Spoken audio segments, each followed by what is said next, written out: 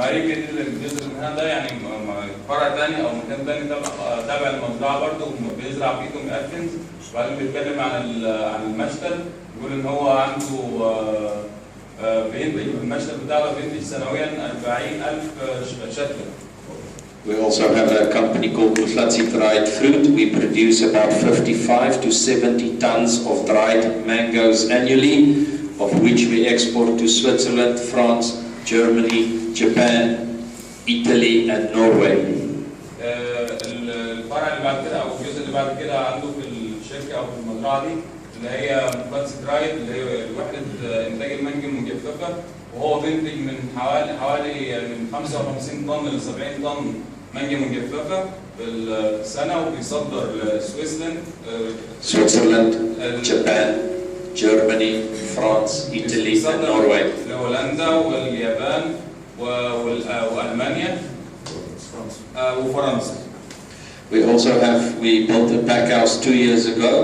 Currently we are packing 110,000 cartons per year. This is typically on the left is Keat that we are packing. This is Sensation that we are packing. In 5 years time we will pack 500,000 cartons. But you built it 2 years ago. 2 years ago. بعدين بقى الشركة الثاني ملتقى من شركة ملتقى اللي هي محاضرة التعبئة، وهو يعني محاضرة التعبئة دي بنوها من 2 سنين فاتوا، وحاليا بيعبي 110,000 كرتونة في السنة. And in new plan you want to go to 5,000. 500,000 cartons in 5 years time, yes. في الخطة بتاعته ان هو عايز يوصل لنص مليون كرتونة في السنة. والصورتين دول، الصورة اللي الناحية دي والصورة اللي هو بيعبى في محطة التعبئة اللي عنده دي، الصورة الثانية اللي صارت في السنسيشن. Maybe I just want to make a note. I will provide this whole presentation to Heia, to Mahmoud, or to anybody in Heia, so if they don't have to write down everything, I will make it available to Heia. هو برضه بيقول لحضراتكم ان البرزنتيشن ده هيبقى موجود في الجمعية وهيبقى متاح ان هو يروح لاي حد من حضراتكم. The next few slides is typically what our yields is like, our crop is like in South Africa. I changed it last night to tons per fedan to make it more realistic. الشريحة اللي جاية دي يعني حاجة نموذجية بتوضح انتاجية المانجا عندنا في جنوب افريقيا، وهو امبارح حولها من طن الهكتار خلاها طن الفدان عشان تكون واضحة لحضرتك. When we start planning an orchard, the blue line is saying what yield do we want to get. On year 4 we want to get 2 tons per fedan. On year 5.5 or 6 we want to go to 5 tons per fedan. And in the end our maximum that we want to get is 12.4 tons per fedan after 12 years of planting. And then normally this will be a straight line. This is when we plan planting new orchards. الخط الازرق ده والمنحنى الازرق بيقول لحضراتكم ان ده بيمثل الانتاجيه اللي هو كان بيهدفها لما بدا زراعه. يعني مثلا عند السنه الثالثه او عند السنه الرابعه كان هدفه ان هو يوصل ل 2 طن للفدان، وعند السنه من 11 ل 12 يعني ان هو عاوز يوصل ل 12 طن للفدان، وبعدين هتمشي باستمراريه او ثبات يعني لحد. Okay, so this is for Tommy Atkins at 3 different spacings. At the 6x2, this is what the actual yields was for Tommy Atkins. We don't have orchards that is older than 7 years on 6x2 meters on Tommy Atkins, but this is typical, the yield that we are getting. It's following exactly the line, but it's always a little bit better. الخط اللي هو البني ده اللي هو المنحنى البني بيمثل تومي اتكنز عنده، بس اللي هو يعني الانتاجيه الفعليه اللي بيحصل عليها حاليا، وزي ما حضراتكم شايفين ان هي يعني بتفوق اللي هو كان متوقعه. الارقام اللي فوق دي دي الزراعات 6 في 2. دي الزراعات 6 في 2 بالظبط. لا الارقام اللي فوق دي يا حضرتك، الارقام اللي فوق هنا الانتاجيه دي الزراعات في السنه اللي بتجيب 64 طن هو بيقول لحضرتك ان هو يتعرض ليها يعني، بس خليه يكمل يعني. So the white one is close spacing 952 trees per hectare. You can see how quickly with high density orchards you quickly can get to 10 tons per fidan.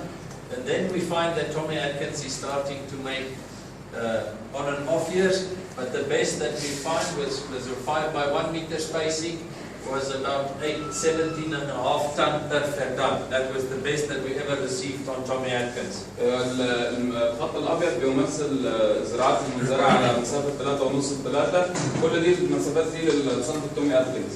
الخط الابيض بيمثل زراعه المنزرعه على 3.5 بس هو لقي ان الانتاجيه علت معاه في السنه السادسه وصلت لحد 10 طن للفدان وبعدين بدا بقى التومي اتكنز ينزل ويطلع يعني. اما افضل مسافه زراعه لقي ان هي جايبه انتاجيه في التومي اتكنز اللي هي 5 في 1 زي ما حضراتكم شايفين وصل في السنه السابعه لان هو وصل لحد 18 طن بير. The best was 17.5 ton per fidan. That was the best that we ever get. افضل انتاجيه وصل لها مع المسافات الزراعه دي كانت حوالي 17.5 طن للفدان. اما في 4 لسه 4 بس هو بيقول افضل انتاجيه وصل. Average of Tommy Atkins is But about actually he said actually you feel down here till 4 ton per فدان. yes, there was a problem there.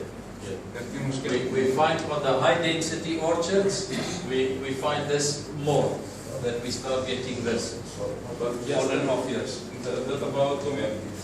Tommy Atkins. On average, the Tommy Atkins yield is about 24 tons per hectare, so that is 10 tons per fidan is the average. The average. Average. زي طن Per fidan. لو جينا نتكلم عن المتوسط هنيجي نفسنا بنتكلم عن 10 طن للفدان. And that will happen in which planting distance? Which space?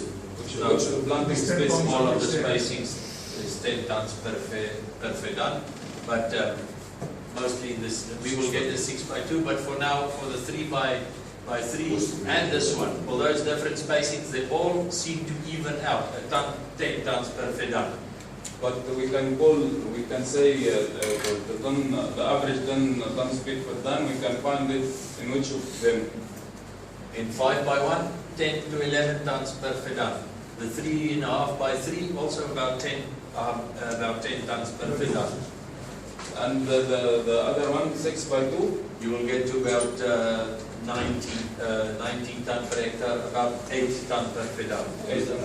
The average for all space is 10 ton per hectare. Average for all space 10 ton per fidan. لو اتكلم عن افريج لمسافات الزراعه بشكل عام هنلقى ان هي 10 طن، لكن هو فصلها يعني مسافه الزراعه 5 في 1 و5 و3.5 في 3 الاثنين دول هتلقى المتوسط بتاعهم من 10 ل 11 طن للفدان. اما مسافه الزراعه اللي هي 6 في 2 هنقدر نقول مثلا ان هي 8 طن للفدان. This number is just if I add up year number 3 the crop plus number 4 plus number 5 plus number 6. For the 12 years on the 5 by 1 spacing, the total crop was 211 tons. For the 3.5 by 3, for the 12 years, it was 211 tons. I didn't find any difference between those two spacings. يعني هو بيقول لحضرتك الارقام اللي فوق دي بتمثل يعني لو جينا نجمع الانتاجيه لكل مسافه زراعه خلال 12 سنه هيكون الرقم اللي هو يساوي يعني مسافه الزراعه 5 في 1 فخلال ال 12 سنه اديت له 211 طن للفدان. مسافه 3.5 في 3 اديت له 211. مسافه 6 في 2 اديت له 64 طن للفدان. Go to the next program. But the 6 by 2 give you. Yeah, but remember we are only on year 7. انا بساله يعني طب ليه 6 في 2 اديت له الرقم اللي بيقول لي ده 64 هو بيقول لي عشان هي كانت لحد السنه السابعه بس ما عندوش اشجار اكبر من كده يعني. Okay. We have two spacings. And the blue line is representing what we want to get. نفس الكلام مش احنا بنتكلم عن صنف الكند، الخط الازرق نفس الكلام بيتكلم عن المنتجات المتوقعه للزراعه. The best was about 13 ton per fidan. افضل حاجه وصل لها مع الكند كانت 13 حوالي 13 طن للفدان. And look after year 7, year 8. I cannot say that it will happen in your country, but be careful. Kent is a problematic cultivar. After year 7 and year 8, it just falls away. No crop. هو بيتكلم عن شاف صنف الكنت عنده، يعني بيقول من بعد السنه من السنه السابعه والثامنه وبعد كده بتبص تلقى الانتاجيه بتاعته نزلت وانحدرت. مش عارف الكلام ده هيكون نفس الكلام عندنا في مصر ولا لا، بس ده هو اللي حصل عنده يعني. بص هو حضرتك هو بيظهر ولا هو ما بيجيبش اساسا؟ He asked if the kid you found it get flowering or didn't get flowering at all. In years like this, no flowering, we get very big on year, off year, on year, off year. And in the on year, big problem with flower malformation. هو بيقول لحضرتك يعني سنه زي اللي هي السنه ال 11 دي لقي ان هو ما فيش تزهير، بس يعني العمليه ماشيه معاه كانت السنه وسنه لا معاومه، بس في السنه اللي فيها تزهير عالي لقي ان برضه عنده مشكله تكتلات كبيره جدا. And what happens is, Kate, a lot of time after fruit set, when the fruit is this size, and just one morning it says, let's drop, bah, everything on the ground for some other reason.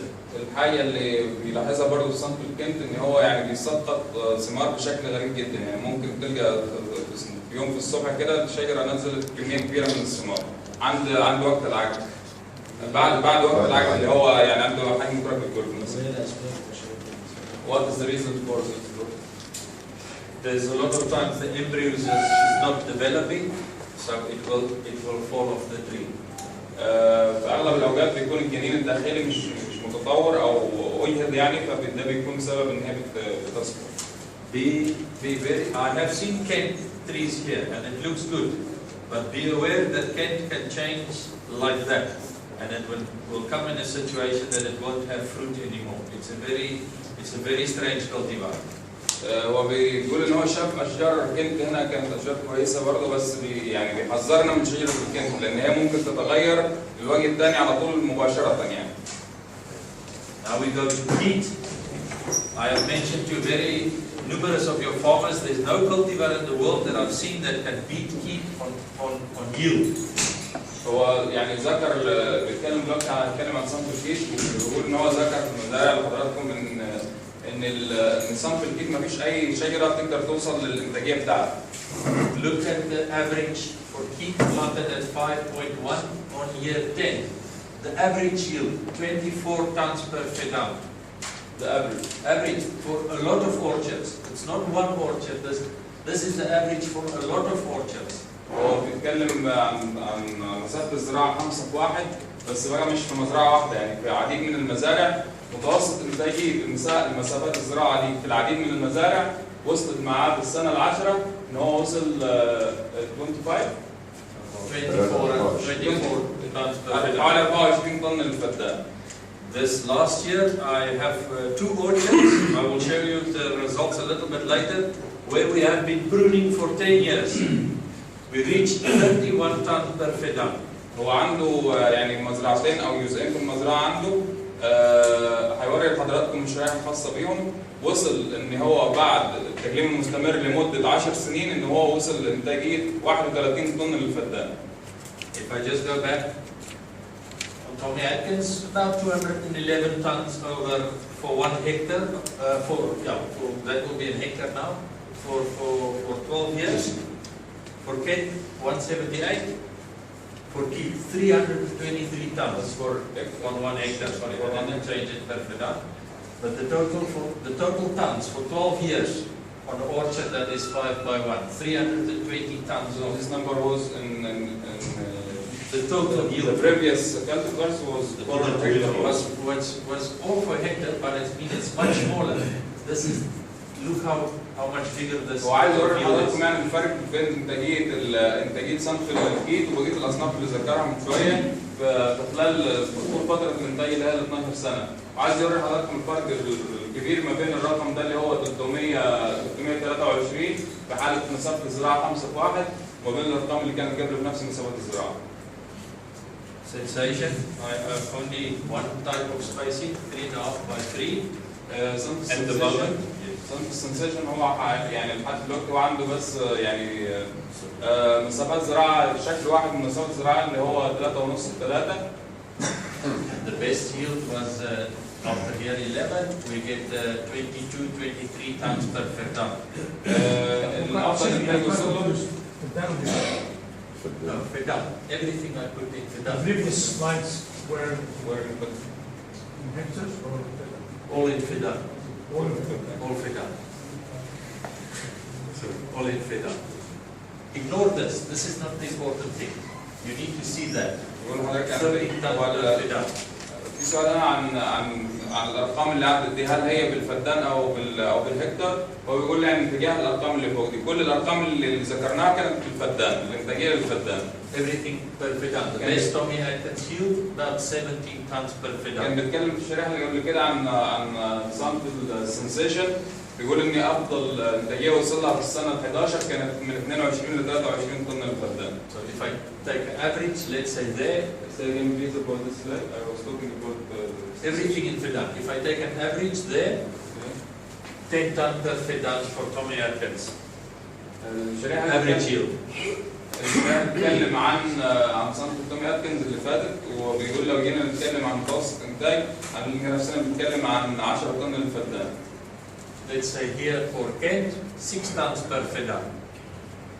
صنف الكنت افريج لو جينا نتكلم عن متوسط هنلاقي نفسنا بنتكلم عن 6 طن للفدان. In all the years. If I say everything together when the trees are mature, on peak, 20 tons per feddan. لو جينا نتكلم عن صنف الكيت هنلاقي نفسنا في المتوسط بنتكلم عن حوالي 20 طن للفدان. The last one is for sensation. This is very much the problem with sensation. Down, up, down, up, down.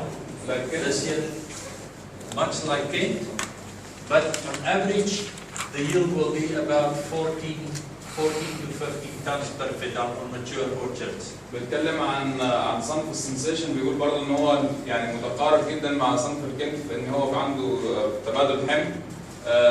لا بس لو جينا نتكلم بقى عن المتوسط خلال طول السنين دي هنلاقي نفسنا بنتكلم عن حوالي 14 طن للفدان. We have now planted sensation at 3 by 1. It's 3,333 trees per hectare. 3 by 1. Yes. حاليا عنده مسافات زراعه مستخدمه في صنف السنسيشن 3 في 1 وصل لرقم ارقام الشجره في الفدان بيكون 3333 شجره للفدان. Our expectation is 40 tons per feddan in 5 years' time. هكتار. Sorry? 3333 للهكتار. للهكتار 333 بير هكتار للهكتار بالظبط. And your expectation 40 tons per feddan in 5 years' time. بيتوقع في خلال 5 سنين من دلوقتي ان هو يوصل ل 40 طن للفدان. 40 طن بير فدان. Per feddan. 40 طن للفدان. Going to give you a little bit 2 or 3 slides as to where South Africa is in terms of the world and what is going on. عاوز يعني اعرض بعض الشرائح عشان توضح لنا يعني فين جنوب افريقيا من العالم في المانجا يعني. Most of the production is in the eastern side of South Africa, close to Mozambique. معظم مناطق الانتاج متركزه في الجانب الشرقي من جنوب افريقيا ناحيه موزمبيق. If ever you visit South Africa, you must visit this grower. He's in the western side. His farm is very typical to your climate. It's Mediterranean climate, sand, sand, sand. He is a very successful farmer. To see how you compare on what is happening, you have to visit this farm. It's very typical of Egyptian climate. في مزرعه ثانيه من الموجوده في الجانب الغربي من جنوب افريقيا، هو بيقول ان المزرعه دي متماشيه جدا مع ظروفنا احنا الجويه. اساله بعض. بيقول ان هي متماشيه جدا مع ظروفنا الجويه، برضه ان هي يعني ارضها رمله، وبينصح ان لو حضراتكم حابب يروح جنوب افريقيا لازم يزور المزرعه دي عشان يقدر يعمل مقارنه ما بين انتاجيه المزارع عندنا في مصر وعند المزرعه دي متماثله معانا في الظروف. What is the name of this park? It's Or this it's in Cape Town. 2 hours north of Cape Town, Western Cape. Yes. Western Cape. Clan William. The town is called Clan William. المدينه اللي موجوده فيها في الويسترن كيب اسمها كلان ويليام. Clan William. كلان ويليام. The farm name is Cape Mango. Cape Mango. Cape Mango. اسم المزرعة كيف مانجو. Okay. The South African mango industry in 1986, they decided that they have to get an organization. 1986. They have to get an organization that can manage everything for the mangoes. يعني كل من الوقت راجع عن صناعة المانجو في جنوب افريقيا، بيقول ان هو في سنة 1986 يعني بدوا ان هم يعملوا منظمة علشان تكون مهتمة بكل شؤون المانجو. What does typically happen? There were a few farmers, then in 1994, we start telling the farmers you have to go high density. Then suddenly everybody started planting. This is the total production of mangoes in South Africa. There was the best year, we produced about 90,000 tons. That's the total crop of South Africa. بيتكلم بقى عن في السنين الاولى، يعني في الشريحه اللي قدام حضرتك، في السنين الاولى بتوضح ان هي كان مساحات الزراعه او عدد المزارعين كان قليل. بعدين في السنه دي اللي هي 1994 بدات المنظمه بان هي تقول للناس يعني توسعوا في زراعه المانجو. وبعدين وصلوا لان هم في سنه 2004 اللي هي افضل سنه في الانتاج، قدروا ان هو يوصل لاكثر من 80,000 طن 90,000 tons per hectare. No. The total production for South Africa. Okay. 90,000 طن الانتاج الكلي اللي قدروا يوصلوا له في السنه دي اللي هي 2004. Okay. In 2003, 2002, the crop was very good.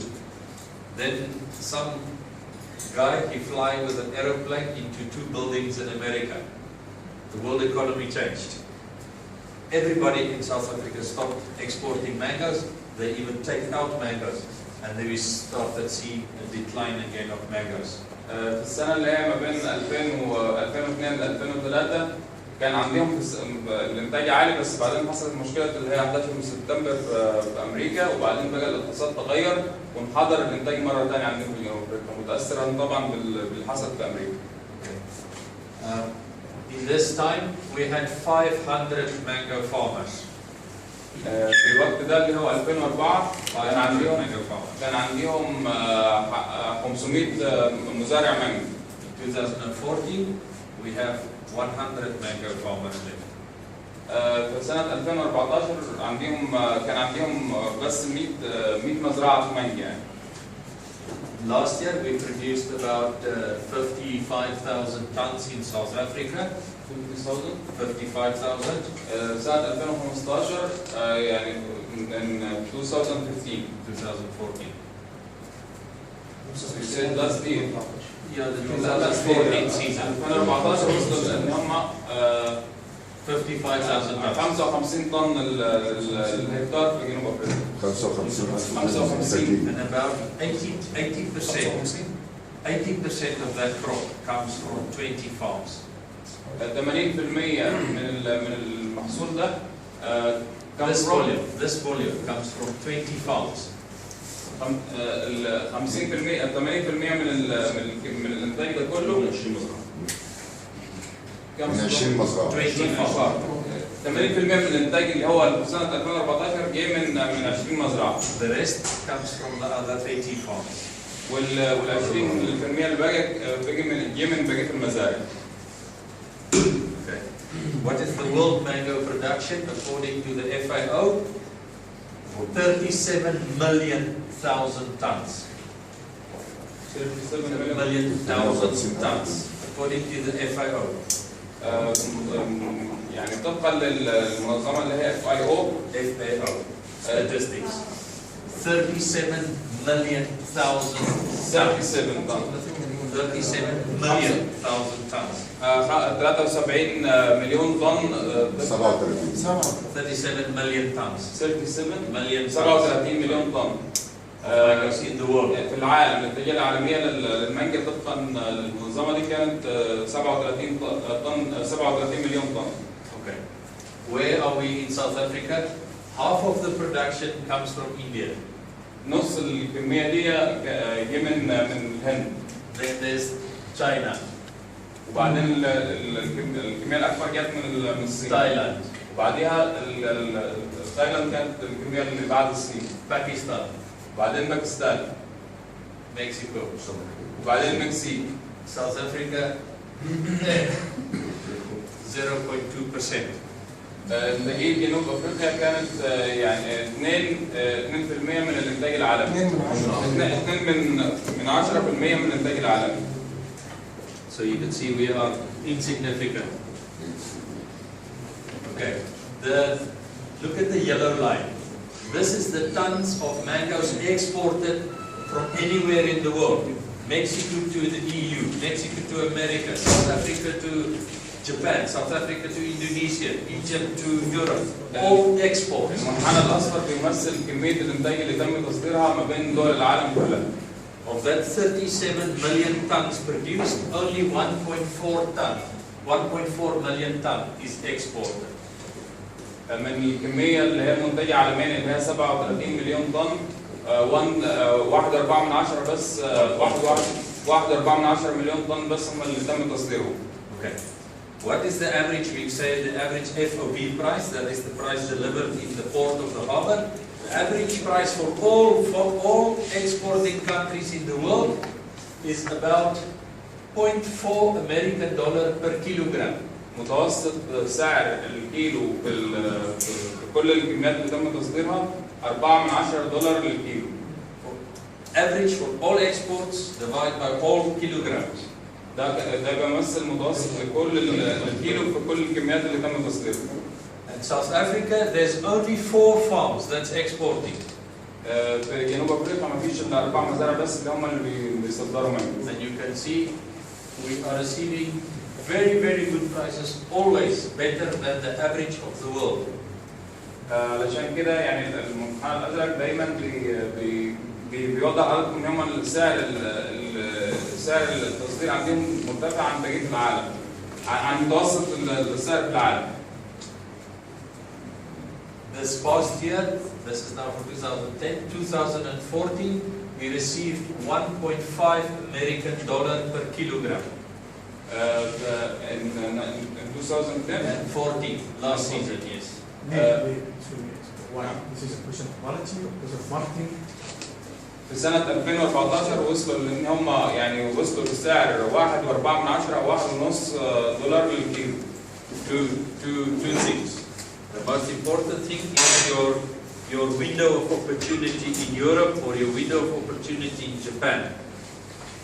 From 2010 or 2006, none of South African fruit is going to Europe anymore. The European price for us from 2005-2006 is maybe something like €1 per 4 kilogram box. So we cannot go to that market anymore. It's competition. Europe can handle about 300,000 cartons of mangoes per week. When we were exporting then, there was Brazil, Peru and South Africa and Ecuador putting 1.8 million cartons in that market. So it's got to do with the marketing situation. I'm sorry, I know it's a lot of information. هو السبب في سؤال عن السبب ليه هم وصلوا للسعر العالي ده. بيتكلم عن نقطتين. النقطة الأولى منهم إن هو يعني نافذة التصدير لأي جهة في العالم. لو نافذة التصدير للسوق الأوروبي كده هيكون السعر مختلف. In the European market, you mean there are high prices? No, for us, pathetic because we are in competition with Brazil, Peru, Ecuador. Okay. So when you are looking for a market where you want to make money, you first have to find out, is there any other competition there? If there's no competition there, this is what's happening. يعني لازم لما نبص على السوق اللي احنا هنصدره لازم نشوف السوق ده في منافس لينا فيه ولا لا. هي دي الفكره كلها. يعني لما ما كانش في منافس ليهم في السوق اللي هم بيصدروا له وصلوا للانتاجيه العاليه، وصلوا للسعر العالي ده للكيلو. So where do you export? We export since here. We are also exporting to the Middle East and the Far East, Kuwait, Dubai, Indonesia, Malaysia. We have been into China through the difficult roads, but most from here the 4 exporters is mostly going to the Far East, Indonesia and Malaysia. And within your production window, which countries are competing with? Nobody in the Far East. We don't have competition in the Far East. Maybe some from Australia, but Peru and Brazil and Ecuador, it's much too far from them to come around Africa. هو بيتكلم السؤال يعني عن هم بيصدروا لفين او ايه السوق اللي هم بيصدروه. هو بيقول ان احنا بنصدر لدول الشرق البعيد زي اندونيسيا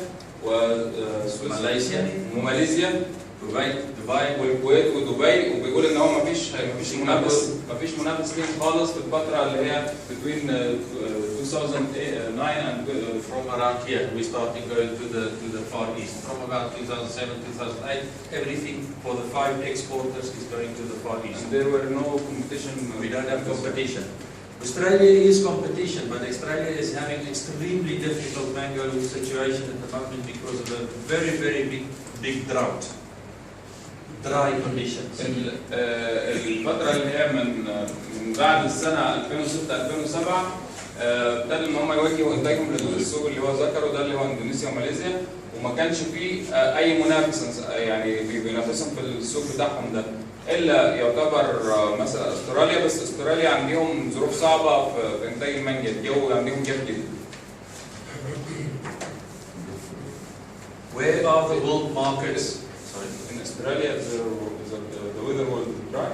It's very dry at the moment. They are struggling a lot in the mango production areas.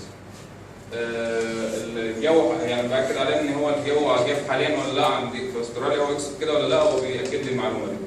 Where are the world markets? The 2 biggest markets is the USA. It's there's about 300,000 tons exported to the United States. In 2010, and to the European Union about 200,000 tons. Just to give you an indication, where is the biggest world market? In the USA, 200 tons, 200. The EU, 220,000 tons exported in 2010, and the USA about 100,000 tons more. لو بنتكلم يعني عن اكبر سوقين اللي هو السوق الاتحاد الاوروبي والسوق الامريكي، بيقول ان الاتحاد الاوروبي فارق عن السوق الامريكي بحوالي 100,000 طن more to the USA. اكثر فارق عن السوق الاتحاد الاوروبي بحوالي 15,000. لا مش 15,000 100,000 طن. بس الاسعار رخيصه من الاتحاد الاوروبي. But the prices in Europe is cheaper. هو بيقول ان البوكس اللي فيه 4 كيلو $4.5 هو اللي بيقول دلوقتي. The 4 kg carton, the price of 4 kg carton is سعر حضرتك بزراعة 1.4. So it's cheap. Yes, remember, the price, this is average prices. Marketing is very complicated. If you find a good niche market, or you find a window of opportunity in America, or in the EU, or in the Far East, and you can go there. I just express it as dollar per kilogram, to just use an international monetary value. You have to find your gap in Europe or in America or in the Far East where there's no competition for you. And that's why I just expressed it as dollar per kilogram. I can make it euro as well, but I use the American dollar as a general monetary value. But there's a question about, you mean that the price in the EU market is cheap? Not always. Not always. When you get in competition, it will be high. It will be cheap. But when you The whole market situation in any commodity, if there's oversupply, low prices. If there's low volumes, big prices. So the average is 0.4 per kilo. $0.4 US per kilogram. Yeah. that's سعر For المتوسط. all sales all over the world.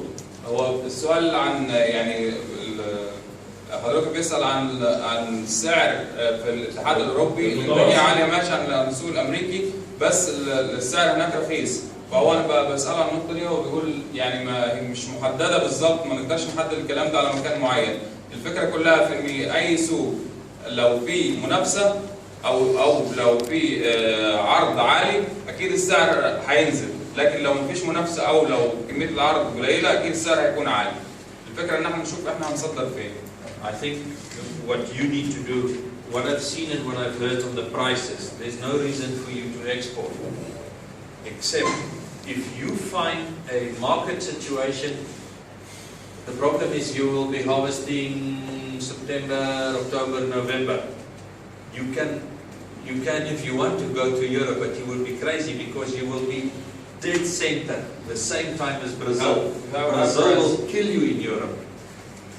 هو بناء على الارقام اللي سمعها والاسعار اللي سمعها عن الاسعار اللي هي المحليه هنا للمانجا، هو بيقول ان احنا يعني مش محتاجين ان احنا نفكر في ان احنا نصدر، وكمان بيقول ان احنا لو فكرنا ان احنا نصدر وذكر الوقت اللي احنا ممكن نصدر فيه اللي هو سبتمبر اكتوبر، هنصطدم اصطدام شديد مع المنتج البرازيلي.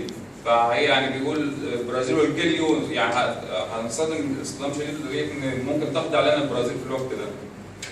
Brazil has the ability to put down 4 or 5 million cartons in 1 week in Europe.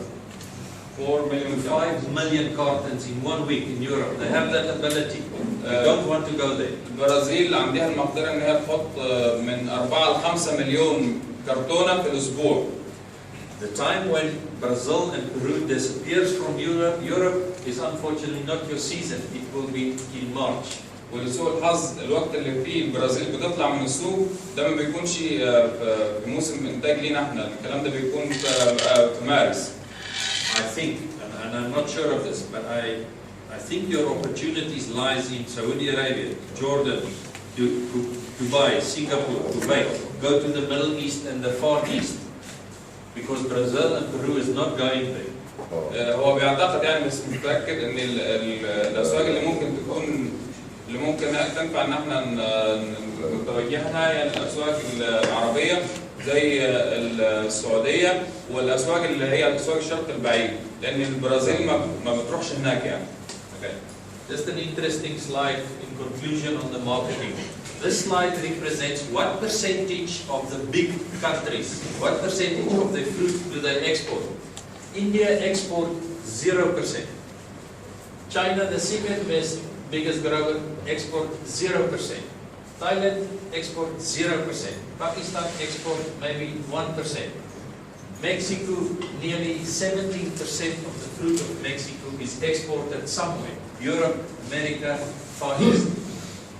الشريحه دي يعني هو عايز يعني شريحه خاتمه او تعليق عام على التصدير، وبيوضح فيها الدول الكبرى وانتاجها من المانجا، وهي بتصدر ايه من الانتاج ده، بتصدر ايه من المانجا يعني. فبيتكلم على ان الهند والصين وتايلاند وباكستان بيصدر لحد تايلاند بيصدر 0، اما المكسيك هنبص نلاقيها بتصدر حوالي 17 طن. The biggest 70 what? 70% of the crop. هو بيتكلم على النسبة المئوية من الإنتاج يعني اللي بتروح للتصدير، فهنتكلم هنا عن في حالة المكسيك عن 17% من إنتاجهم بيروح للتصدير. The biggest exporters is Mexico, Brazil, Peru. Peru export nearly 30% of their crop. 80%؟ 30%.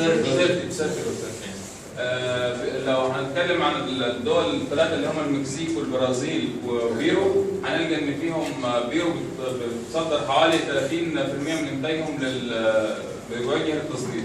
South Africa maybe 2 or 3% of our crop that we export. How many? Maybe 2% of South African fruit is exported. حوالي 2% من الانتاج اللي في جنوب افريقيا بوجه التصدير. Okay. This is pictures that I've taken on Regis market in Europe, in France. الصور دي واخدها من Good quality. الصور دي واخدها من رينجز ماركت في فرنسا، وهيوضح حضرتك. Okay, ignore this. This is fruit from Mali, very bad quality. This was rejected. A lot of anthracnose, soft brown rot. بيقول حضرتك ممكن نتجاهل الصورة دي لأن هي كانت فاكهة من رديئة الجودة جاية من مالي. The average price the second week of July on Rangers market 2 years ago was €5 per kilogram. السعر second week July في الأسبوع الثاني 2 years ago. الأسبوع الثاني في شهر 7 من سنتين فاتوا كان like this. كان السعر للفاكهة اللي في الجودة دي €5 per kilogram. 5 يورو للكيلو. Air freight, most of it. في الغالب يعني. الجو. شلون الجو؟ باي everything. By air. Ivory Coast. المنتج ده كان يعني مصدر عن طريق الجو.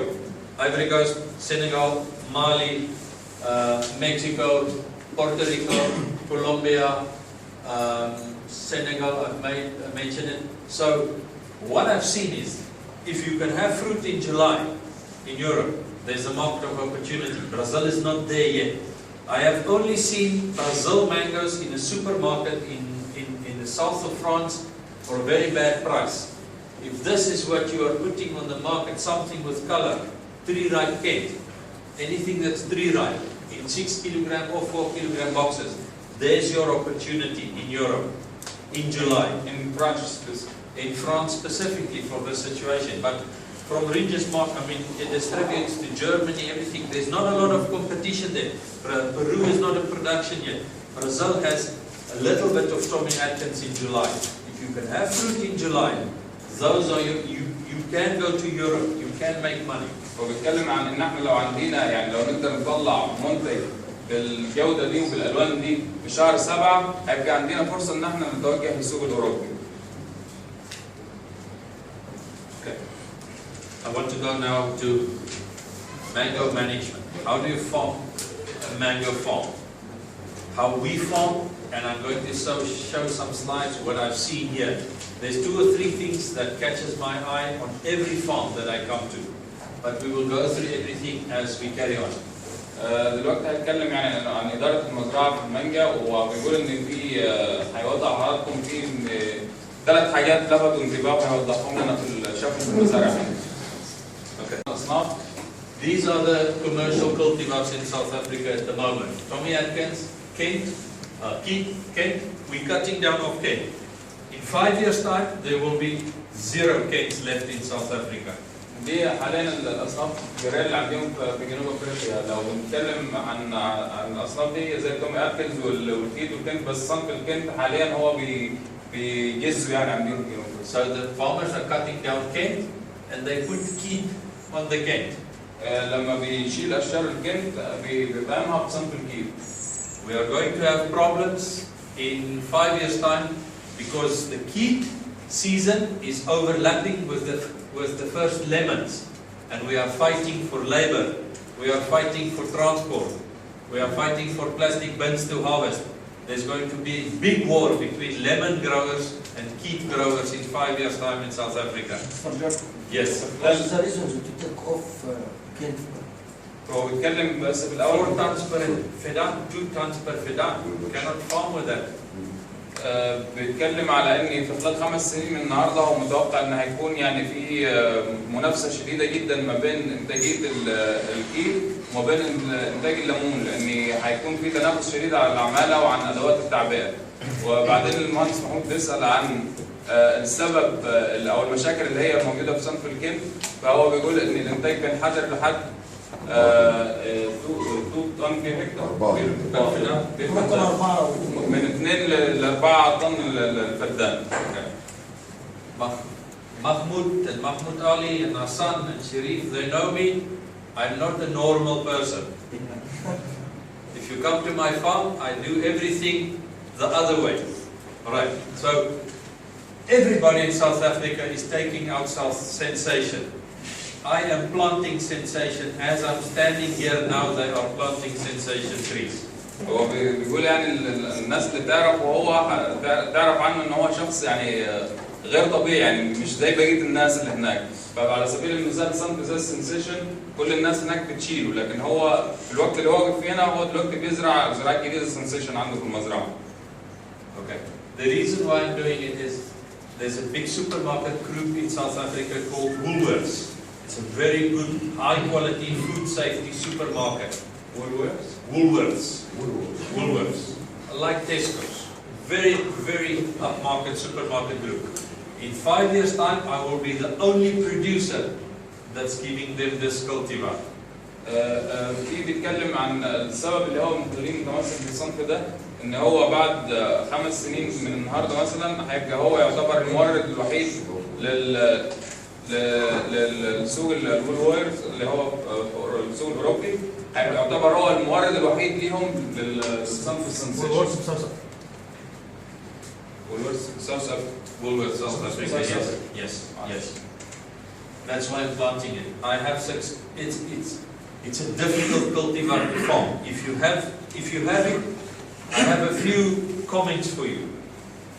If you have sensation, the first 25% of your crop, don't market it.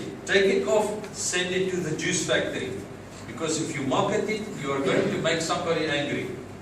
Because it has equal 25. First 25%, you take it off, you send it for juice. يعني لو حضراتكم حابين تزرعوا الصنف ده هو ليه 4 تعليقات. الاول نسبه الانتاج 25% الاولى من الانتاج بيقول ان احنا بننصحها ان احنا نوجهها لمصانع العصير. There's a few other لان الجوده في النسبه 25% من الانتاج الاولى دي بتكون رديئه. If you want to farm sensation, you come and visit me. I'll tell you the other secrets. The other 3 secrets? There's many secrets. You are welcome tomorrow. هو بيقول يعني لو حضراتكم عاوزين تزرعوا الصنف ده ممكن تزوروه، هو هيتكلم معاكم عن بقيه الاسرار الخاصه بالصنف ده. Other cultivars that people now are putting a lot of effort in when they remove cane is they put shelly. في الناس حاليا لما بيشيلوا صنف الكن بيستبدلوه only shelly, or you were talking about the other cultivars? When they remove cane, they will graft to keep or to shelly. لما الناس بتشيل الكن هيطعموه بصنف الكيت او بصنف الشيل. The problem is Westphalia is the agent that will control shelling. So only 10 or 20 growers can have shelly in South Africa. المشكله ان شركه وستفاليا اللي هي عندها اداره الصنف الشيلي ده، فعلشان كده هيكون يعني الناس اللي بيمتلكوا الصنف ده حوالي 10 بس in South Africa, about 10%. هيكون بس حوالي 10 شركات في جنوب افريقيا او 10 مزارع اللي ممكن يمتلكوا الصنف ده. Then there's also honey gold. There's some farmers that started with it, they take it out. Because I'm crazy, I'm planting honey gold. في ناس بتتكلم عن صنف الهاني جولد، في ناس بيقول ان في ناس زرعته وشالته، بس علشان هو يعني شخص غير طبيعي هو محتفظ بالصنف ده وبيزرعه حاليا. All the farmers complain the size is too big. Australian dollar. تعليق الناس على الصنف ده بتقول ان حجم الثمره كبير. The best way to bring down the size is take up the yield. الافضل طريقه ان احنا نقلل بيها حجم الثمره ان احنا نرفع الانتاجيه بتاعت الصنف. The average weight for keat is maybe 750 to 1 kilogram in South Africa. متوسط وزن الثمره في الكيت في جنوب افريقيا حوالي 750 جرام للثمره. On my farm, the average size for keat is 450 gram. لكن هو عنده في المزرعه متوسط وزن الثمره حوالي 400 جرام. You must just take up the yield. When you take up the yield, you bring down the size. هو عايز يوضح ان احنا لما بنعلي الانتاجيه بنقلل حجم الثمره.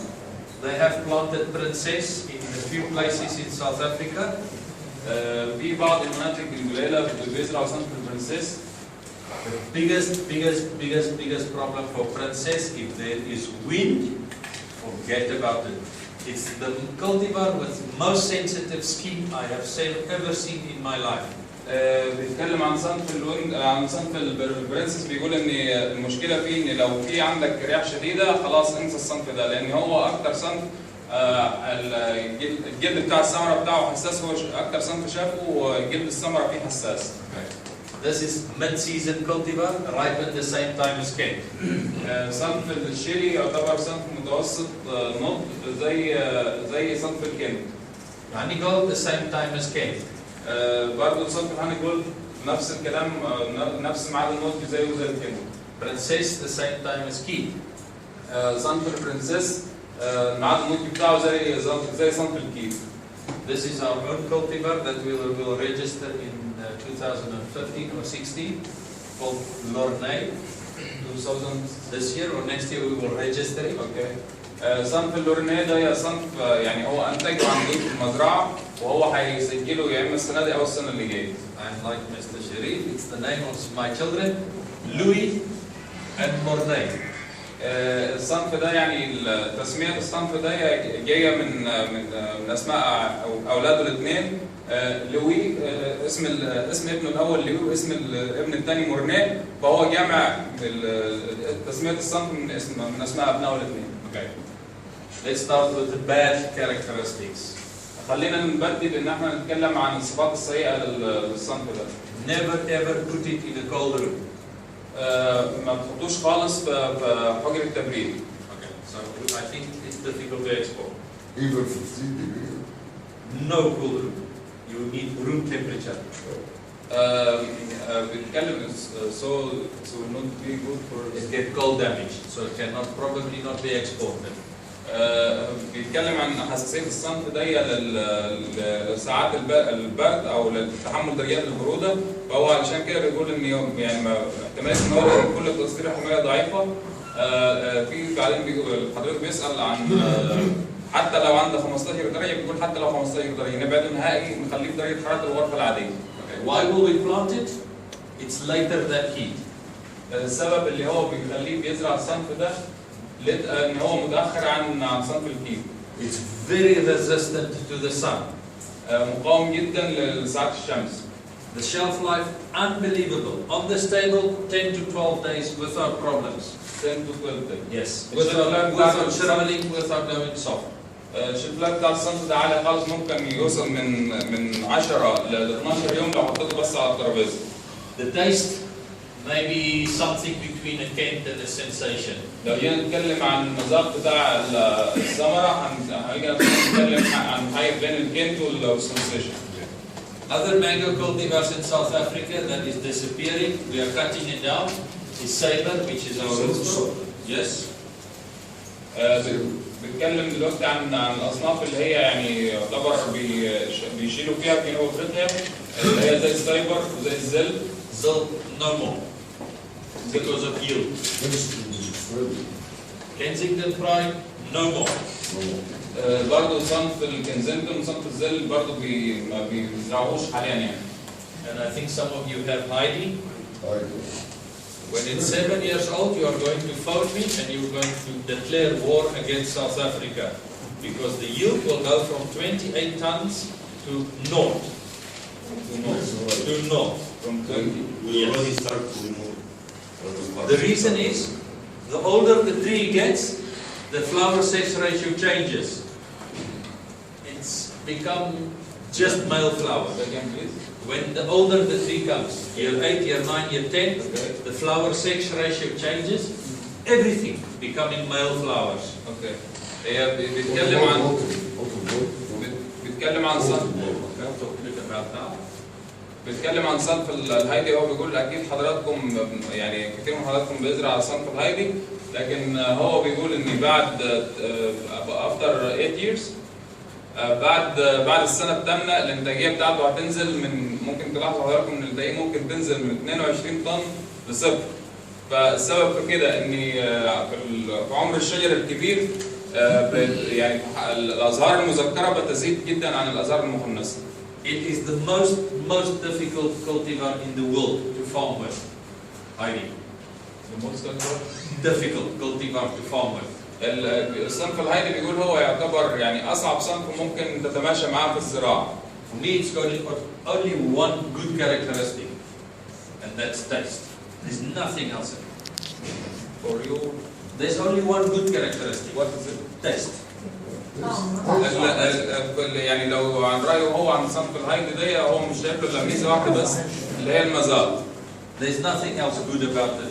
هو مش شايف في أي حاجة جديدة تاني أو ميزة تانية غير الصنف غير الطعم في الصنف. This gentleman asked about brooks.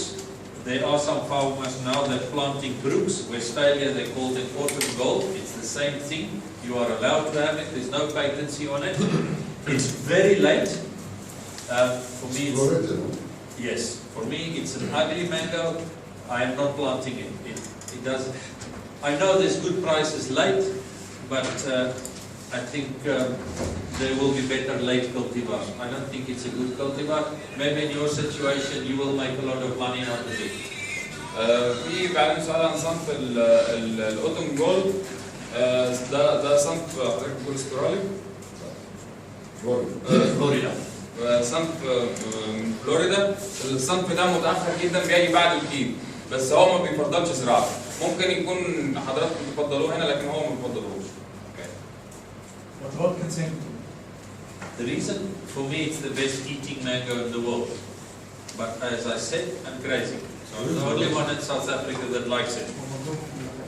There's a small community, the Indian people from India, they will buy Kensington. But low yields, very sensitive skin to latex, very sensitive to sunburn. It's a very strong grower. It's a very difficult cultivar to farm with. And that's why we're cutting down. I left one tree of Heidi for my wife. I left one tree of Kensington for me. مهندس خالد بيسأل عن صنف الكنزنتون وهو بيقول ان هو يعني الصنف ده مناطق التسويق بتاعته ممكن تكون بس في الهند.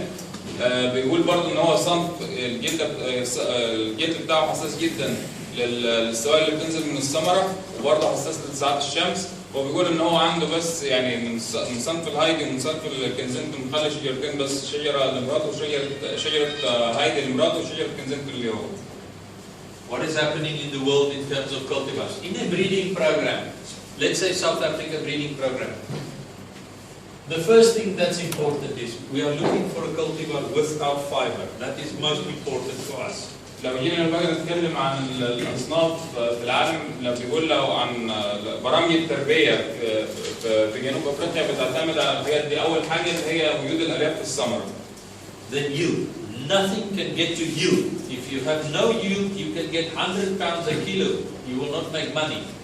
If you have 100 tons and you get half a pound, you are making money. Yield for us in the breeding program is the most important thing. النقطة الثانية اللي هي الإنتاجية. هو بيقول يعني لو إن إحنا عندنا إنتاج عالي والسعر قليل هيكون العائد على المزرعة أكتر من حالة إن إحنا يكون عندنا إنتاج قليل بس السعر عالي.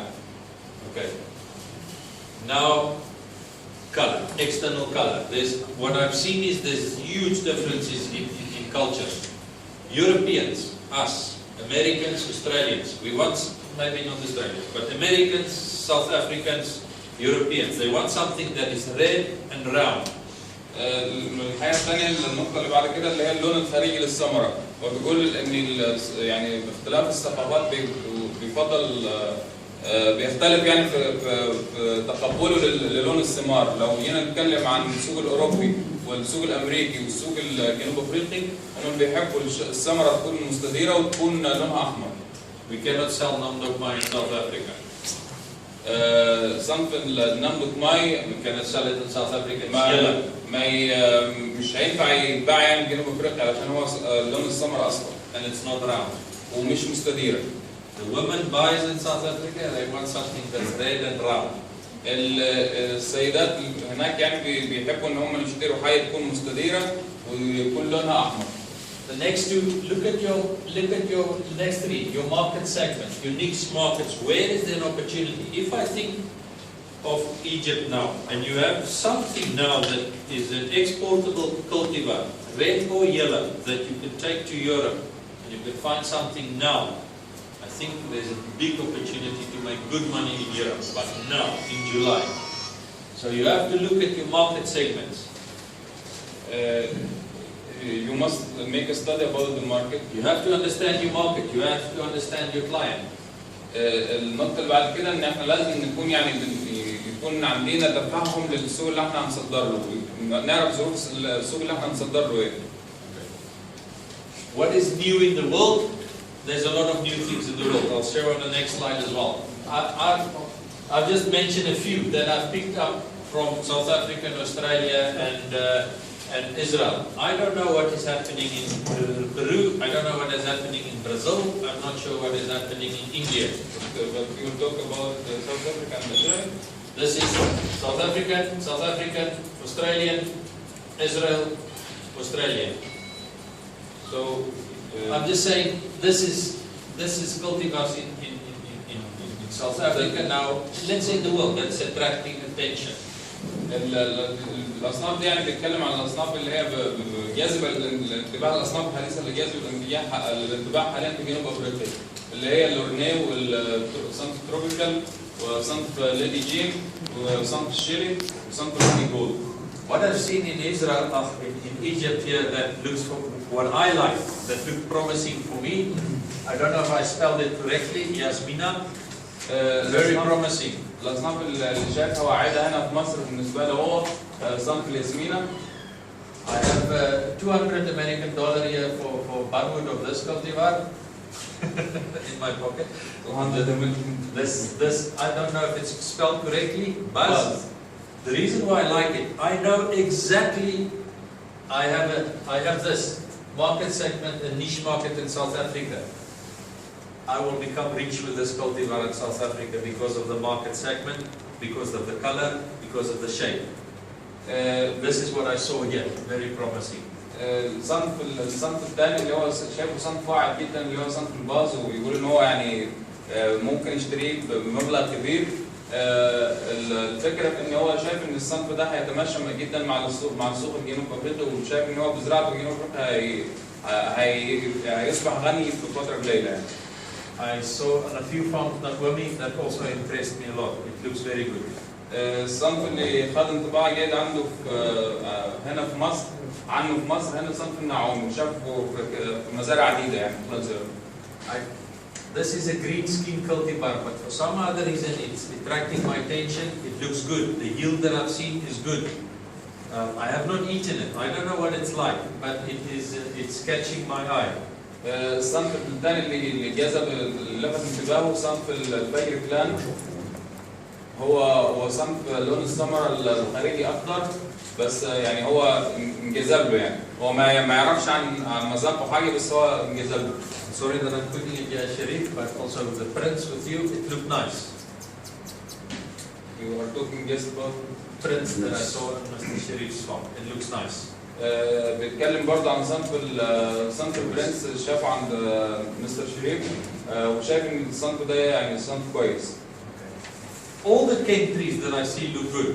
I'm not sure what it's going to do after year 8, but all of the cane trees looks very promising.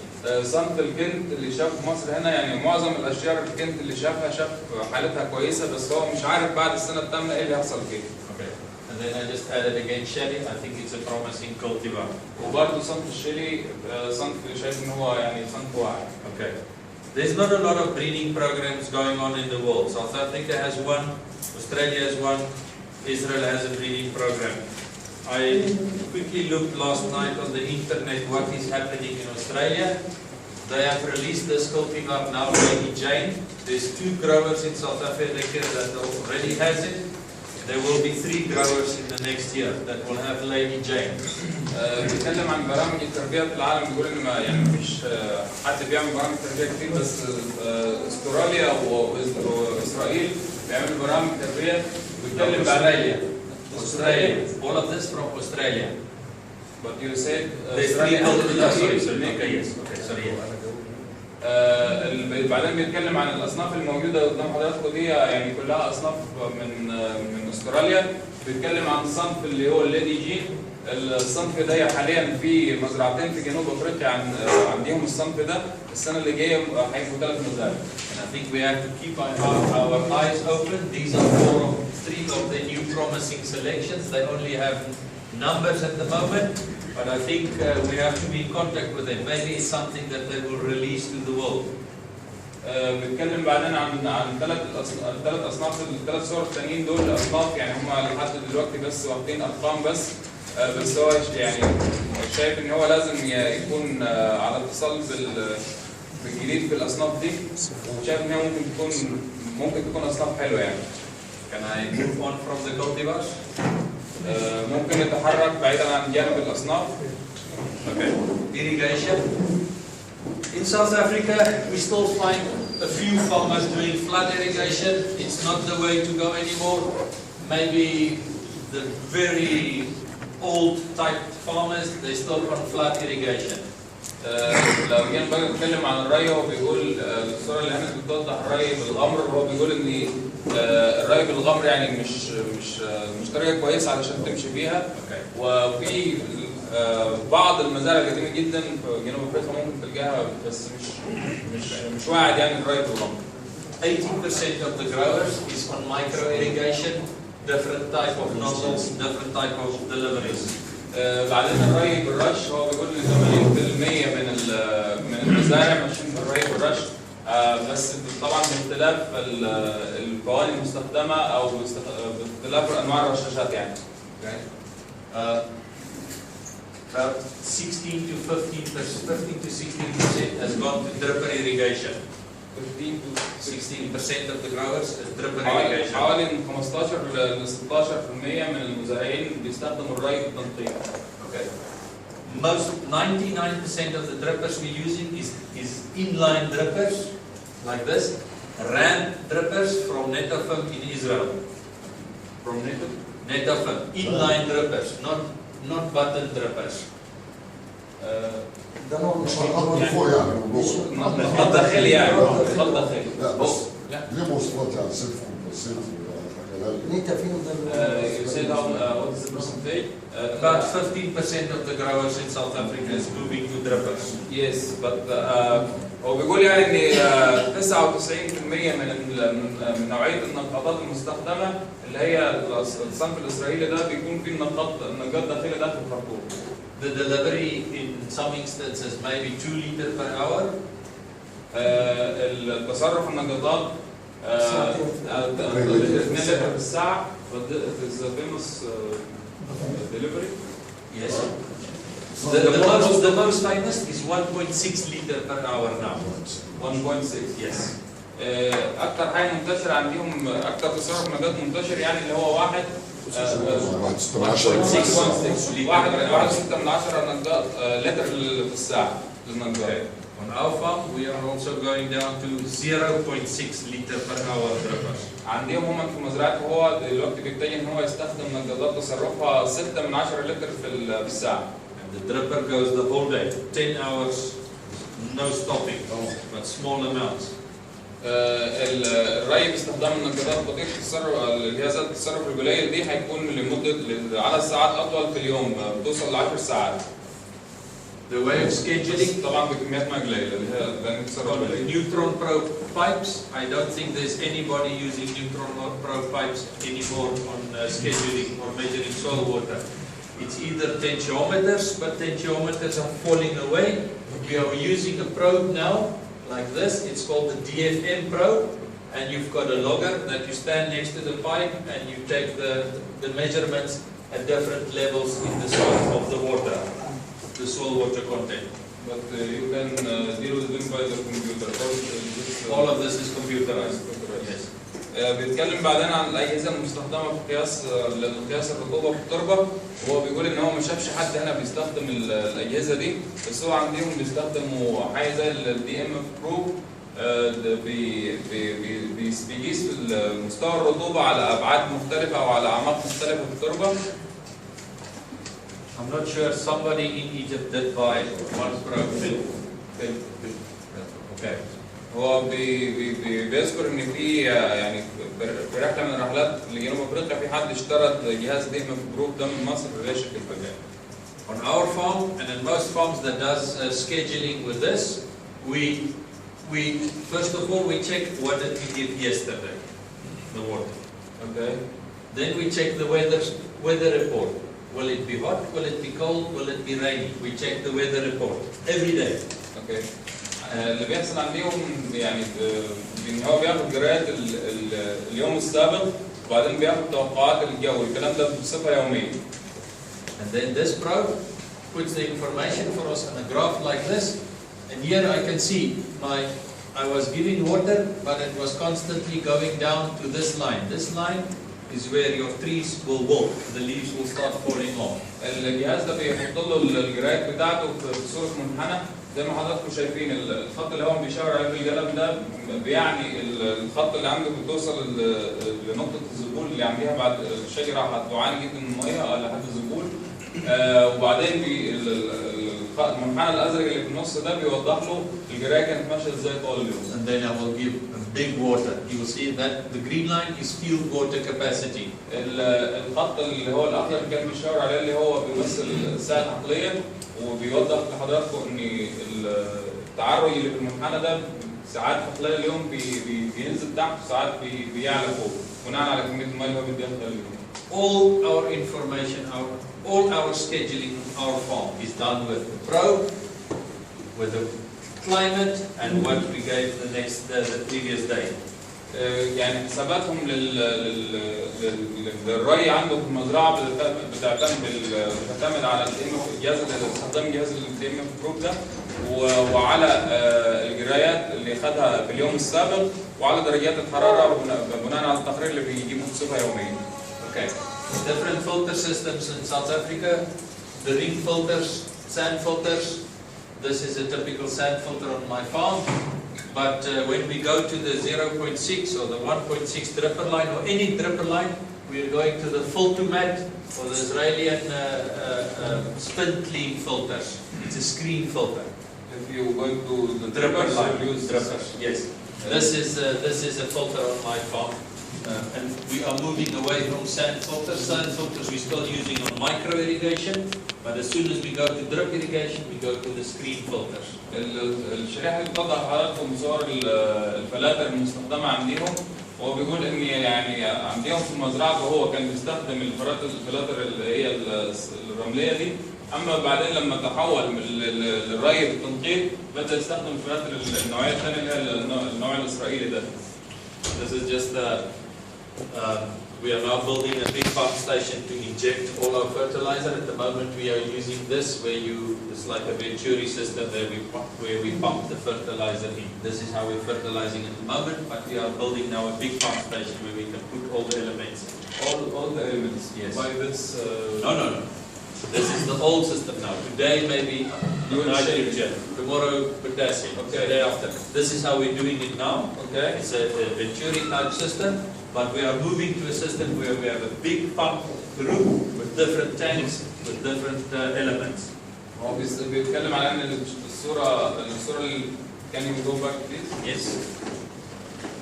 الصوره دي بتوضح ان النظام اللي هو مستخدمه حاليا للتسميد ان هو كان بيسمد عن طريقها كل عنصر على حده، بس هو حاليا بيبني محطه كبيره علشان يكون متاح ليه ان هو يحقن جميع العناصر في وقت واحد يعني. This is typical water use in South Africa. Remember, we have much better soils than you in most instances. This is our hottest period, November, December. We will be using 40 cubic meters of water per hectare per day. الشريحه دي يعني بتوضح حضراتكم بشكل نموذجي ايه استخدام الميه عندهم في جنوب افريقيا، وبيتكلم بيقول هو عارف ان طبيعه التربه مختلفه هناك عن هنا، بس لو جينا نتكلم عن الشهور الحاره اللي هو اكتوبر ونوفمبر هم بيمثلوا اكثر شهرين حر عندهم، بيوصل معدل استهلاك الميه عندهم في الشهرين دول ل 40 متر مكعب ميه في الهكتار في اليوم. Okay. I did some research about 12 years ago on irrigation types at the Bavaria Fruit Estate.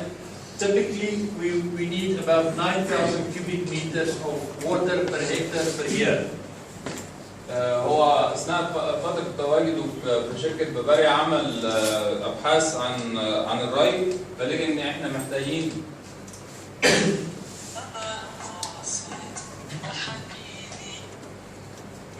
هو لقى ان احنا محتاجين 9000 متر 9000 لقى ان احنا محتاجين 9000 متر مكعب للهكتار في السنه. Our rainfall is about 4,500 cubic meter per hectare per year. الماء اللي بيستقبله نتيجة المطر بيكون حوالي 4500 متر مكعب للهكتار في السنة.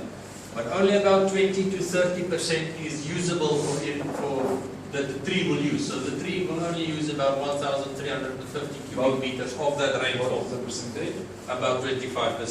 بس حوالي 25% بس من الكمية دي اللي هتستهلكها الشجر اللي هي حوالي لا بيستخدموها من المطر.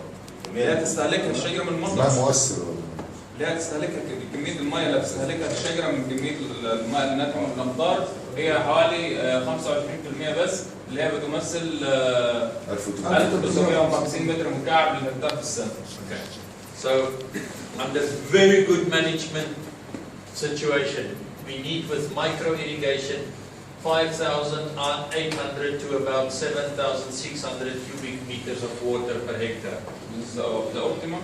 This is if you are a good farmer with good micro irrigation.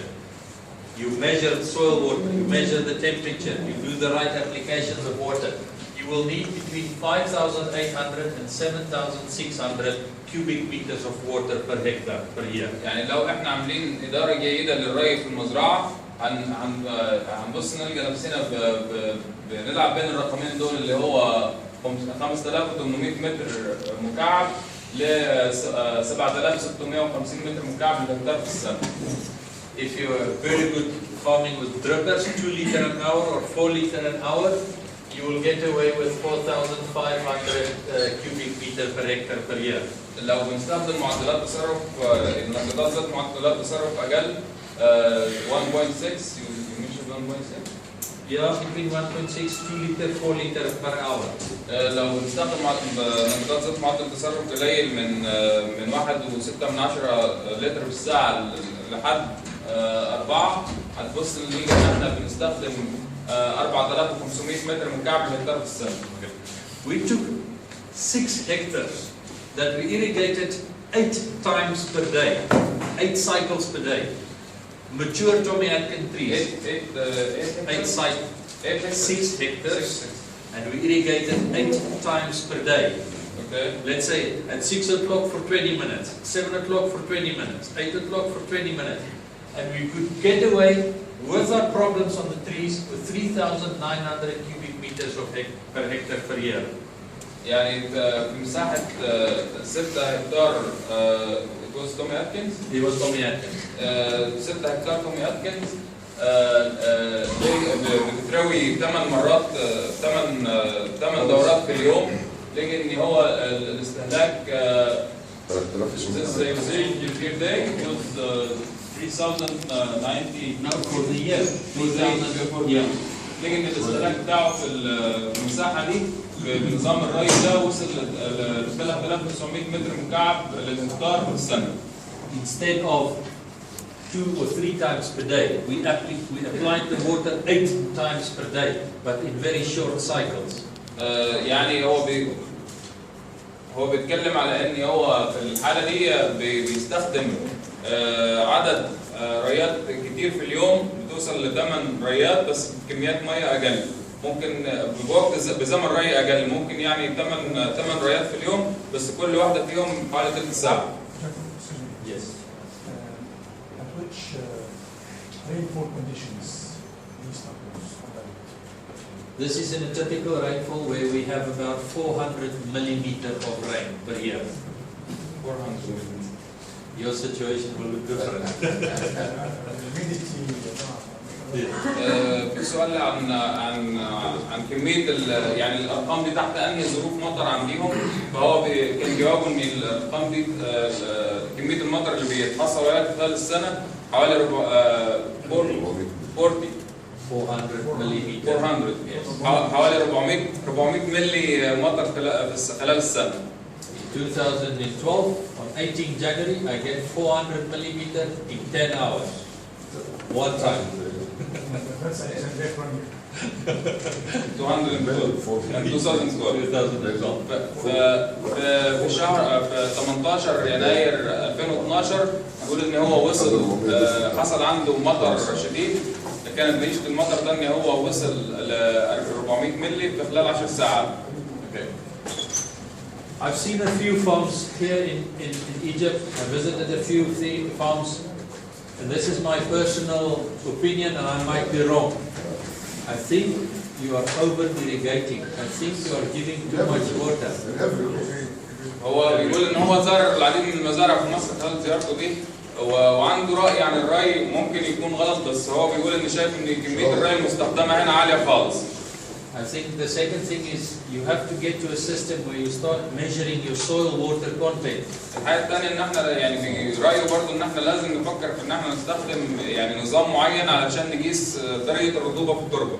I know that you are cleaning your dripper lines with acids, but acids will not remove bacteria. Acids will not necessarily remove iron. A big problem is with this iron in the water. The iron will oxidize as soon as it gets to the dripper. The iron will change from a Fe2+ to a Fe3+. Suddenly you will get bacteria that will live on that iron. If there's bacteria, there will be sludge. You cannot remove sludge with salt, with an acid. Something that I would recommend, it's brilliant, is H2O2 peroxide. It's one of the best chemicals in cleaning your drippers. هو بيتكلم عن بيقول ان انا عارف ان حضراتكم بتستخدموا الاحماض في غسيل شبكه الري، بس الاحماض ما بتعملش حاجه مع الحديد. هو بيتكلم كمان بيقول ان الحديد بيتاكسد في داخل خراطيم الري بيتحول من F2O2 ل F2O3، ففي الحاله دي بتنمو عليه بكتيريا. البكتيريا دي يعني الاحماض ما بتشيلهاش. If it's chelated, I don't think it's just. لا هو You الفكره don't think your drippers is stopping because of the iron? Okay. Will never be oxidized. Okay. It's protected. This is only for sulfates. Yeah. هو الفكره كلها هو ان هو بينصح باستخدام منتج البيروكسيد ده علشان يقتل البكتيريا اللي بتنمو على الحديد داخل خراطيم الري. But in summary, what I've seen, we've taken out mango trees. A lot of times in the top 40 centimeters, there's no roots. I think it's a result of over irrigation. There's no oxygen. That's what we watched here in Egypt. Yes. بيتكلم برضه على ان هو شاف يعني نتيجه ثاني للري الزائد ان منطقه ال 40 سم الاولى من تحت سطح التربه ما فيهاش اي جذور، وده سبب شايف ان هو ده نتيجه للري الزائد للتربه.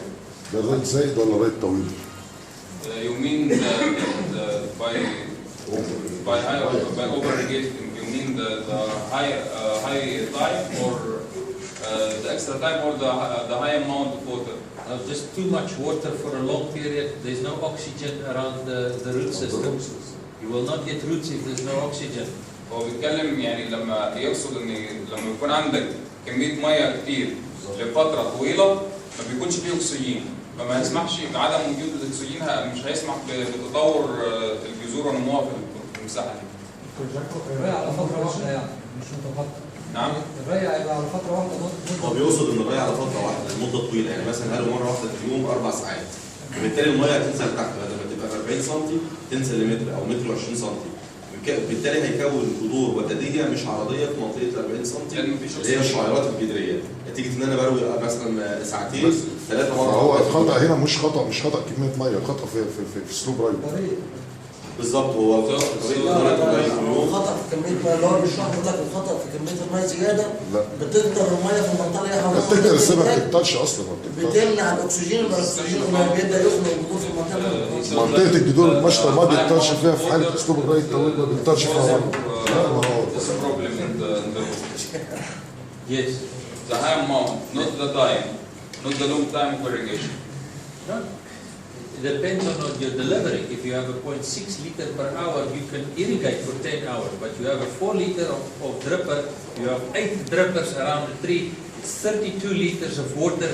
You're giving it to a small plant of this, you are drowning it. هو بيتكلم يعني على باشمهندس بدر بيقول ان المشكله دي بتعتمد يعني مرتبطه بطول الري او لا، ده بيعتمد على تصرف النجاط بتاعك. يعني لو تصرف النجاط زي ما احنا مستخدمين هنا 4 لتر بالساعه مع زمن الري الطويل، هتكون نتيجه عنه ان عندي كميه ميه كتير في الارض ما فيهاش اكسجين، ما بتسمحش بتطور الجذور. ماشي، بس هو باشمهندس محمود هو بالنسبه لاسلوب الري في مصر كله، او اتكلم على مزرعتنا خصوص يعني احنا بندي كميات ميه كبيره في توقيت كبير، وبندي بعد منها فتره ريست طويله، وبالتالي احنا بنعمل عمود ميه. عمود الميه ده بيكون جزء كبير منه خالص في غير متناول الجد، ان هو بيعدي ميه مفقوده. الجزء الثاني اللي ممكن يستفاد منه بيكون في مكان ما فيش فيه تنفس، وبالتالي ما بنعملش نبات ما فيش الجذور الجديده. اما المنطقه اللي هي المفروض ان انا اعمل فيها الجذور اللي هي 0.40 بتكون مش مبلله او مش عرضيه بزياده في الارض، وبالتالي انا بحدد انتشار الجذور بطريقه الري. يعني انا اللي فهمته من حضرتك من خلال كلامك ان ده بالظبط اللي هو ذكره، لما يكون في كميه ري كتير لمده طويله، كميه ميه كتير استمرار حوالين منطقه الجذور اللي هي 40 سم دي، ما يكونش فيه اكسجين، وبالتالي ما بتبقاش منطقه ال 40، ما بتبقاش منطقه ال 40 سم. كميه الميه الكبيره بتكون تحت ال 40، لان اسلوب الري اللي احنا بندي فترات طويله. هو ده اللي هو برضه يقصده، بس هو ده نفس الكلام. عشان كده مش موجود منطقه جذور في ال 40 سم، عشان الري بتاعنا فترته لان هي بتبقى جافه في العموم، يعني 40 سم منها بتبقى جافه. مش من جزء ولا ده بوينت.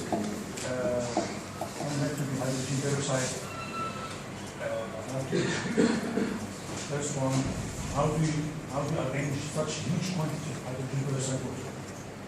That's not so available. It's 1 to 2 liter per fidal. 1 to 2 liters Per fidal, yes. So that's fine. The idea is to kill the anaerobic bacteria. Is to kill the bacteria, yes. That is living because the hydrogen is going targeting something that has The carbon. oxygen is killing anaerobic. Yes. كم مره؟ السؤال عن الكميه المستخدمه من البيروكسيد. مايكرو اكسجين. السؤال عن كميه الميه المستخدمه، عن الكميه المستخدمه من المنتج ده، فهو بيقول ان هي مش كتير، يعني 1 ل 2 لتر للفدان. فالفكره في ان ازاي بيقتل البكتيريا، ان هو يعني المركب ده بيروح على اي حاجه فيها كربون وبيشتغل عليها، فالبكتيريا كان هاي في كربون هو بيشتغل عليها مباشره. كم مره في السنه؟ You mean the bacteria have inside the body of the bacteria have carbon, and this peroxide goes Targets anything that has carbon. You have carbon. If I put hydrogen peroxide on you, you will بس see. ده هو اللي ذكره، بترجم اللي هو ذكره. Can I explain? I'll say in English. Okay. They are using the same to, for example, to remove the bad smell of the teeth. Okay. Because that's anaerobic bacteria. Okay. So the oxygen in the peroxide water will kill the anaerobic bacteria because it can't live with Yes. oxygen. So you are increasing the oxygen Okay. to kill these bacteria. Okay. And this bacteria is living on the iron Okay. side. Yes. So you are removing the iron side by killing the bacteria, Yes. which is living on the existence of no oxygen. Yes. By giving oxygen. انت بتقتل البكتيريا لا هوائيه ما تقدرش تحمل اكسجين. فانت بتديها ميه اكسجين في الميه بتقتلها. تمام؟ بس كمان مفيش مشكله لو انت استخدمت حاجه مخلبيه، لان انت كده ما عندكش مشكله هيدروكسيد الحدوث اللي هو عارف الاول. اللي هو سؤال الشغل. It's correct. Okay. But I understand that the product go to the carbon. But okay. The product goes to organism that has carbon as the living. If there's an organism with silica as the basis of living, it will not do anything to it. But any living organism, you, me, bacteria, will, okay. But maybe that's too much detail. That will solve the bacteria. اوكي. Alright. بعيدا عن Fertilization. كم مرة ده يا باشمهندس محمود في السنة؟ كم مرة في السنة؟ بيعمل كم مرة بمادة أكسجين في السنة؟ How many times per year we We can use it about 2 to 3 times per year. ممكن نستخدمه لمدة مرتين ل3 مرات في السنة. Okay. Coming to fertilization in South Africa and international norms. This is typically, according to South Africa, Israel, Australia, Florida, what you need in your leaves. One thing that worries me that I've seen here, I've seen 2 leaf analysis. Both of them said that the nitrogen is Egyptian, if I'm correct. Where did we see that leaf analysis? We got leaf analysis somewhere. It said 2.8% nitrogen. 2.8% nitrogen in a mango leaf. That mango leaf will be as black as this. Sorry, I don't trust the analysis. 2.8% is extremely high nitrogen content. هو بيتكلم يعني على الشريحة اللي بتوضح الكميات المثلى المفروض تكون موجودة في الأوراق من كل عنصر في البلاد اللي هو ذكرها. يعني العمود الأول بيوضح العنصر، العمود الثاني جنوب أفريقيا، إسرائيل، أستراليا وفلوريدا. بس بعدين بيقول ذكر حاجة مهمة إن هو خلال زيارته هنا في المزارع اللي زارها بيقول إن شاف تحليلين للأوراق. التحليلين دول شاف فيهم كمية نسبة النيتروجين الموجودة في الأوراق عالية خالص، بس يعني في واحد منهم كان بيقول إن نسبة النيتروجين في التحليل ده 2.8، بس ده معناه إن ورقة المانجا يعني هتكون لونها مسود داخل على السواد من الأخضرار للسوداء. The one thing that I also remember, if you have so you want to say there might be a problem in the analysis we need of the to choose a nitrogen. library which we will go to make leaf analysis. Send the next leaf analysis to 3 laboratories and see the variation. There will be variation, I can guarantee you too. It just seems strange that you will have a nitrogen level of 2.8. You have to apply a lot of nitrogen to get to 2.8. And if you have a nitrogen level of 2.8, you will throw away your whole crop. Every single fruit will have jelly seed. So it was not right. I don't believe it's the correct. When I looked at the trees looked perfect. الفكرة في ان هو يعني في المكان اللي هو شاف فيه نتيجة التحليل دي كان المظهر العام للشجرة بيقول ان التحليل دي مش مظبوطة، لان مظهر الشجرة بيقول ان النيتروجين اللي في الشجرة دي كويس، بس التحليل بيقول ان هي 2.8، وعلشان نوصل لكمية لنسبة 2.8 دي احنا محتاجين ان احنا نضيف للشجرة كمية نيتروجين ضخمة جدا علشان نوصل بيها في التحليل الرقم ده. My second problem that I saw on the analysis is everything is analyzed except boron. المشكلة الثانية اللي شافها ان هو في التحاليل اللي شافها دي كل العناصر مذكورة في التحليل ما عدا عنصر البورون.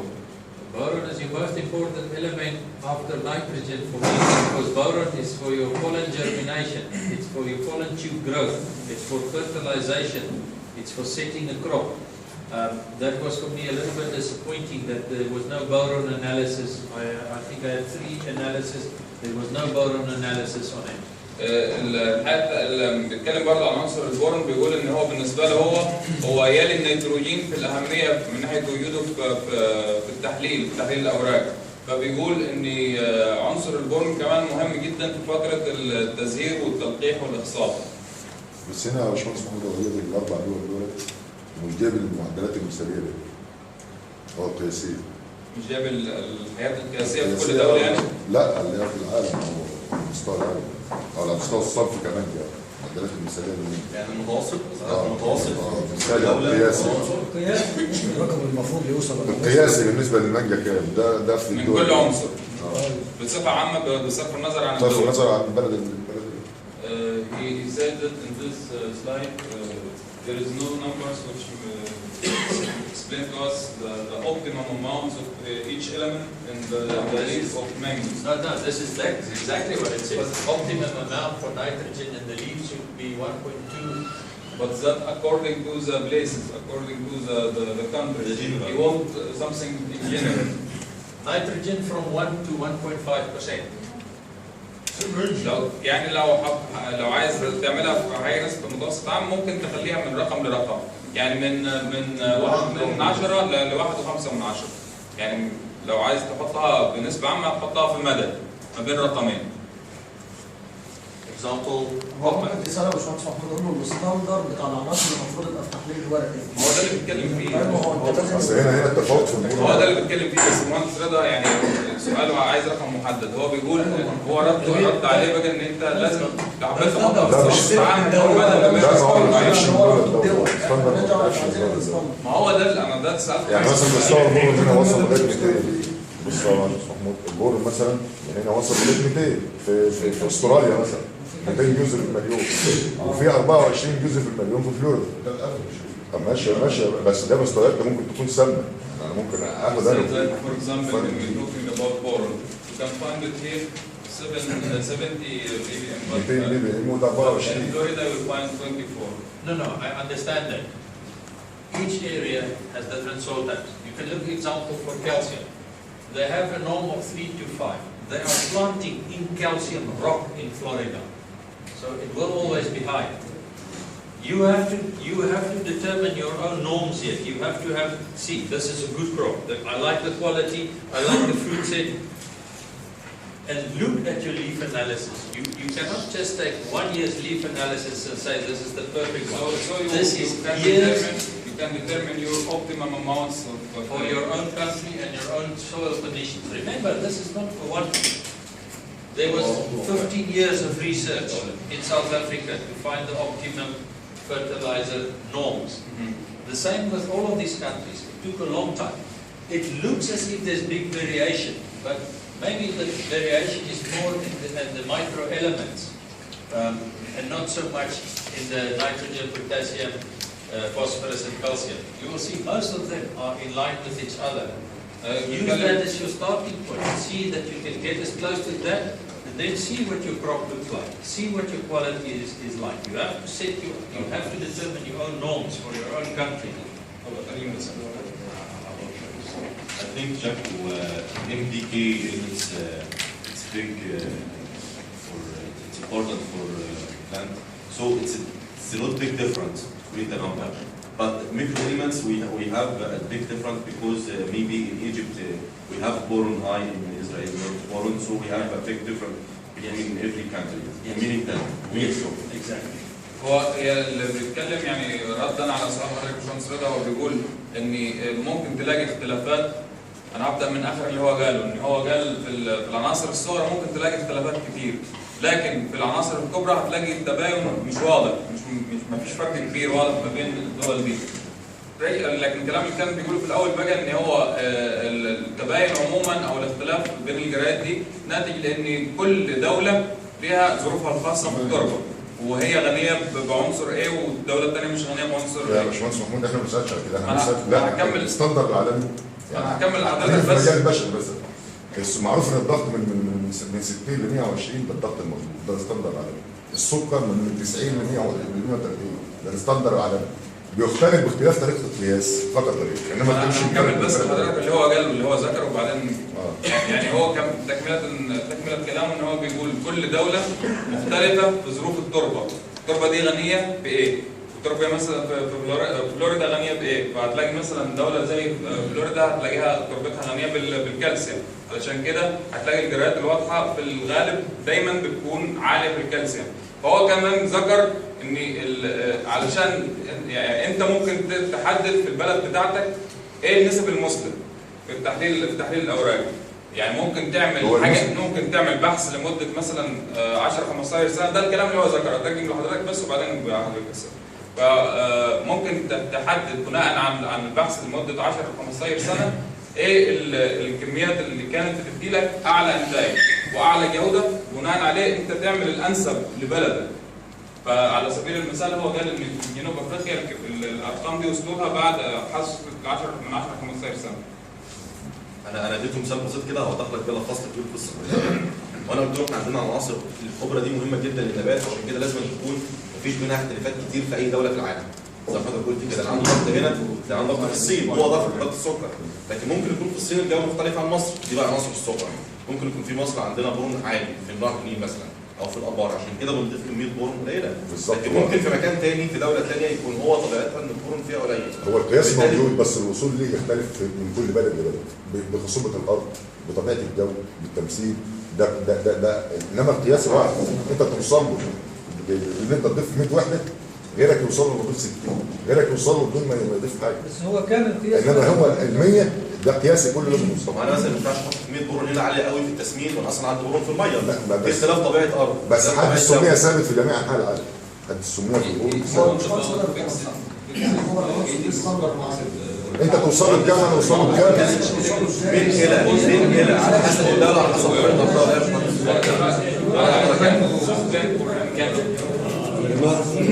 النتائج دي برضه بتتوقف على برنامج التسميد ومعدلات الاضافه. يعني مثلا في جنوب افريقيا فيها مدرسه انه بيحط حوالي 70% من كميه التسميد بتاعته في فتره معينه. احنا ما بنعتمدش الاسلوب ده، احنا بنعتمد في مصر عامه يعني بتعتمد ان برنامج التسميد بتاعك بيشتغل من اول موسم النمو لاخر موسم النمو. فالنتائج هيبقى فيها فروقات في الورق، فهي حسب المدرسه اللي انت بتشتغل بيها. يعني اقرب مدرسه بنشتغل بيها اللي هي ظروفهم تقريبا زي ظروفنا وطبيعه الجو كاسرائيل. فدي الاقرب ان احنا نبقى قريبين منها. لو انت عندك مثلا لو هنتكلم على البورون هنا المستوى مثلا من 30 بي بي ام ل 100 بي بي ام. لو انت عندك ال 40 50 انت في الرينج اللي انت شغال فيه. هي دي سبب الاختلافات.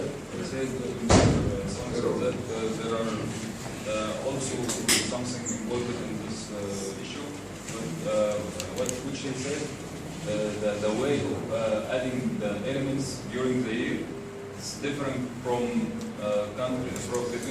between the countries. So, for example, in South Africa, you mentioned that you add 80% of the nitrogen after the harvest. Yes. Here we follow something else. Yes. But he said the most country we can it can be near of our conditions is Israel. So, for example, they in boron they put between 30 to 100 ppm. The optimum amount is between 330 and 100 ppm. Yes. If our amount is about 40, so we are in the same side or in the same